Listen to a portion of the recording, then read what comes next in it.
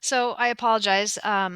These recordings are cut off as they can't be too long. So this is part of two, two of two. I was talking about connection development in my library and how it has everything to do with connection development, relying on the use of existing digital resources.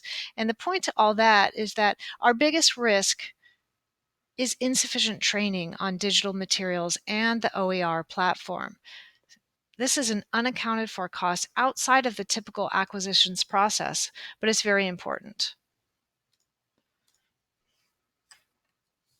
So, as for materials selection, building a high quality biography collection that supports intellectual freedom means providing a wide range of subjects from which students can choose.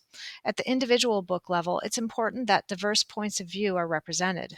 Single story picture books about famous figures that fail to capture the authentic, multi layered nature of that person's contribution did not belong in a 5-star collection, nor on library shelves anywhere. As I see it, the biggest weakness in our acquisition process is the unpredictability of the funding. This is not a procedural problem per se, but a common reality of school library economics. When funding is inconsistent, library staff cannot predict the amount, source, or time frame of the funds, making both planning and implementation difficult. One of the final steps in the long trek is to demystify collection development policy. Our collection development policy is a book centric conglomeration of well intended but nebulous guidelines for selecting library materials. It hasn't been updated in the last 5 years. Such a policy should be expanded upon by considering ways it could change and grow to accommodate the ever evolving information environment.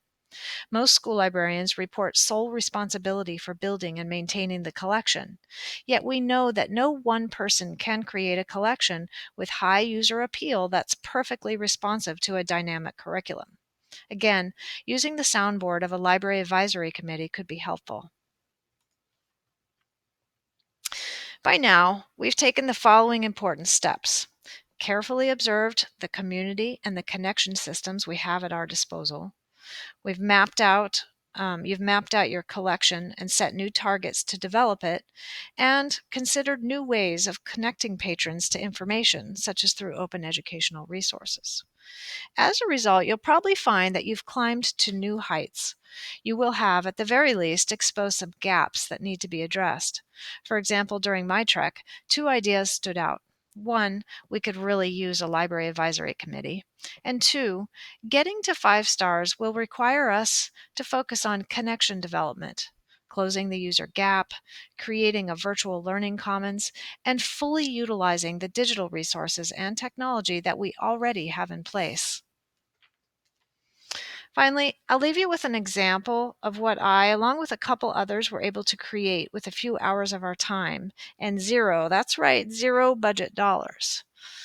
Um,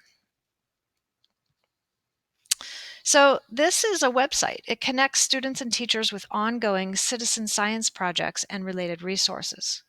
We can't think of a better way to get kids engaged with the scientific process than to involve them meaningfully in authentic scientific research projects. So you can find this resource at sites.google.com/view/teach citizen science. That's up here. We don't have much time, so I'll just leave you with kind of the general orientation here. Explains what citizen science is, how to use the site, and then it provides some sample citizen science projects that we thought were particularly interesting, and we've divided them up by topical areas. So if you click on physical science, you'll see a couple notable projects by grade level. So this is a K through 2 project. It goes down into upper elementary projects. Still looking for a good middle school project, and we have some notable high school projects. We've done that in each of the NGSS categories. So we have physical science, we have some projects for life science, and we have some earth and space science, citizen science projects, again, divided by grade level. So If you're like me, you might be interested in looking it up for yourself, and we've given you 3 really great databases that you can click onto directly from here and use a number of ways of slicing and dicing the information to find just the right kind of project that you might be interested in. So anyway, that's a good example of how quickly you can create a project that is very useful to your patrons. Thanks for listening.